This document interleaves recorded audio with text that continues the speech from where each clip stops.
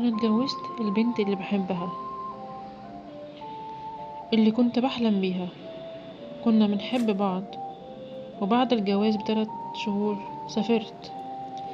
اتفقنا تكمل دراستها وانا ابعت لها. هي كانت في تالتة طب، ولسه قدامها 4 سنين. جوازنا استمر 2 سنين، وجابت لي بنوتة زي القمر. بس الوحدة والغربة لعبت في دماغي. عيني زاغت على بنت مغربية. مش عارف اقول انه كان حب، يمكن كان انبهار بجمالها وشخصيتها، او يمكن بس الوحدة اللي كسرتني. اتجوزتها. كنت فاكر اني بخبي، لكن مراتي عرفت. المغربية راحت قالت لها مراتي رفضت تكمل معايا، وطلقتني بالمحاكم. وانا بعدها طلقت التانية.